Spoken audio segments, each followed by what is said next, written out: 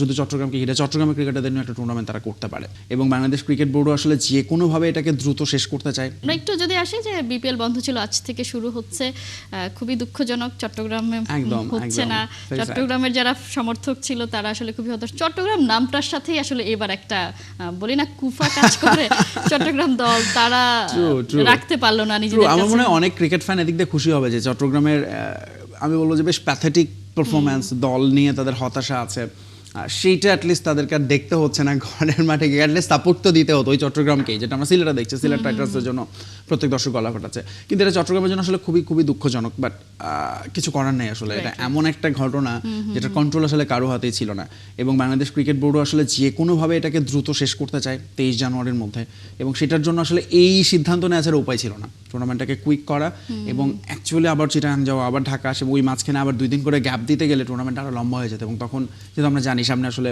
National election সবার priority, ফলে এই খেলাটাকে আসলে তার আগে যত দ্রুত সম্ভব শেষ করতে হবে। সেটা একটা ব্যাপার আছে, আমাদের টি-20 ওয়ার্ল্ড কাপের জন্য শেষ প্রস্তুতির একটা ব্যাপার আছে, মানে এই আসলে করা ছাড়া কোনো ওয়ে ছিল না চট্টগ্রামের। বাট আমার মনে হয় বিসিবির নিশ্চয়ই এটা চট্টগ্রামকে পুষিয়ে দেওয়া দরকার আছে যে কোনোভাবে, যেমন তারা নতুন টুর্নামেন্ট করছে, সেটা আসলে বগুড়া এবং রাজশাহীতে হবে শুনছি।